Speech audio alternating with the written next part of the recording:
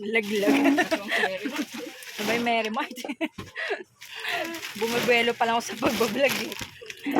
Okay, so hello mga kasari. Welcome po sa aking YouTube channel. My name is Yvonne, ang tenderang vlogger ng QC. So, merong mga naghahanap ng mga vlog ko kay Mary Mart. So, syempre yung iba kasi ay meron tayong mga sponsored video, ganun. So, nuuna natin yon. Pero hindi naman ibig sabihin na hindi tayo ma-order kay Mary Mart.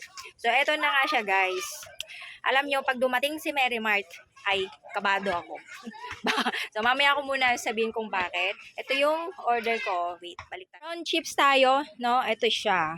Itong mga ino-order ko ngayon ay yung mabenta na talaga. Ayoko nang mag-order ng hindi siya mabenta. Ayan. Uwishi patata. Itong fish da, maliliit. And ang ating pangmalakasang bigas ay nandun po. Yan, nasa may bodega. Okay. So, balik tayo dito. 4 na chichirya na nakaganto. Ayan. Pero, meron ako in-order na ito isang box ng piatos na nagahang cellphone ko. Piatos na blue at yung itong piatos na red at piatos na blue. Tig isang box. At 2 box na itong Payless Extra Big, Extra Hot Flavor. At itong chili mansi. Ito siya. And meron pang isang box dito ng potato. Chips yan, chichirya yan. Tapos itong isang box ng Cloud9. Yan, isang box ng Cloud9. And ito. Yung ano lang. So, ito din in-order ko sa kanila ang Omega. Gusto ko sana orderin yung Efficacent, kaso wala. So, pang substitute na lang, total kahit paano meron din namang naghahanap. At least may pupush ko din siya na para mabenta. Ito din yung Efficacent na parang yung tag nito, pakita ko na. Mas mabenta sa akin yung Vicks kasi parang yun yung brand na kilala, 'di ba? Yung Efficacent naman, ang mas mabenta sa akin yung ganito sana Yung ganito. Ganito. Yung ganito. Ito yung hinahanap nila, itong extra strength pero wala siya, out of stock. So ito na lang ang in-order ko. So pag may maghanap ng Vicks, kung wala akong Vicks, ito na lang. Ano Vicks din naman siya. Ito. Ayan. So, mabango siya. Ito isang box, 1 dozen yung laman niya. So, kung mapansin nyo, yung order ko ng Cloud9, Payless Extra Big Pansit Canton, Chili Mansi, Hot Chili, yung mga chichirya, yung piatos na maanghang, piatos na blue, syempre yung bigas, di ba? Mabenta. At ano ba yung, hindi ba ako nabanggit? Cloud9, nabanggit ko na. And mga chips. So, lahat po yan ay nabibili sa akin. Okay? Hindi na ako order ng hindi masyadong nabenta kasi nahirapan ako i-push.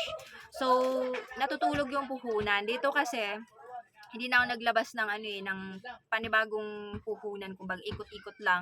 Syempre dito namin pinangkukuha yung pang bills, yung pangkain, at kung ano pa man yung bayarin namin. So wala akong pang-aabono doon. Baga wala namang nagsusustento sa akin para may idagdag na another puhunan. So, kailangan yung pera ko, saktong-sakto lang, mabudget ko talaga siya ng tama.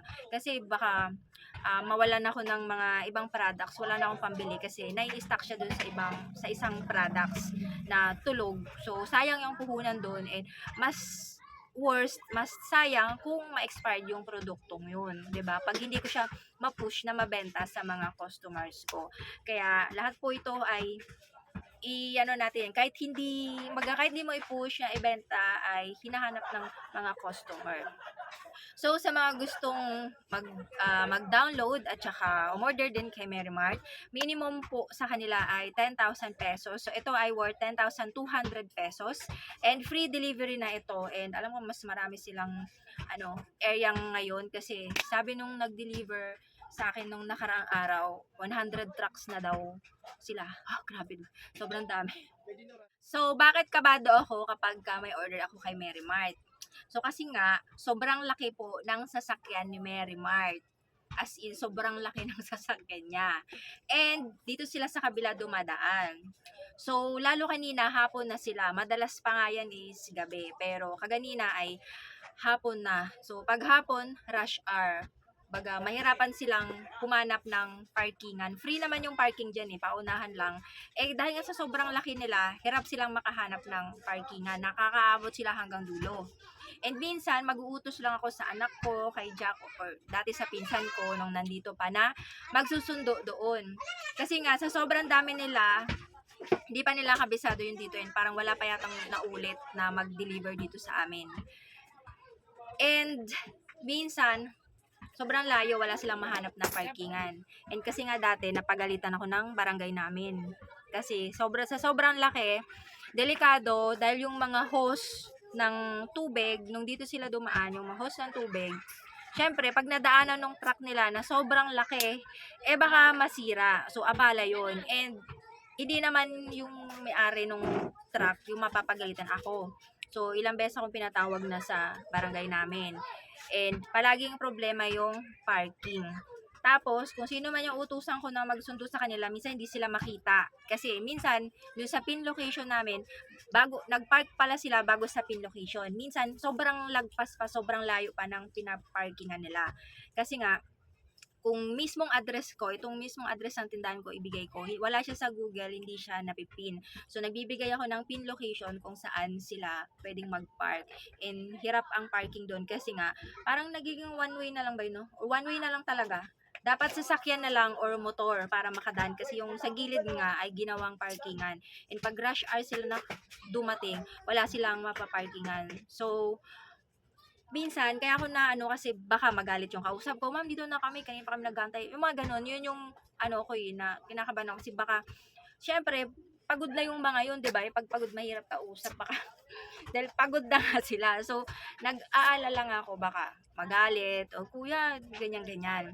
So, hindi naman, yun yung, na-vlog ko na to before, na yun yung kagandahan sa mga delivery boy ni Mary Mart. Kasi kahit pawis na sila, pagod na sila, lalo na pagbaba nila, akala nila, nandun na yung tindahan namin. Hindi pa po, no? I-cart nyo pa yan, layo-layo pa ng tindahan namin mula doon sa pin location. At bukod sa malayo is mahirap yung daan. Kaya, syempre gusto ko mag-thank you sa mga delivery boy na naghahatid dito sa amin kasi hindi sila nagagalit. Meron kasi talagang ganun, lalo yung ibang pagod na, 'di ba? Kasi may na-encounter na ako ng ganun na galit na pagkakausap mo. Pero sila, mabait sila. Sige po ma'am, nandito lang po kami.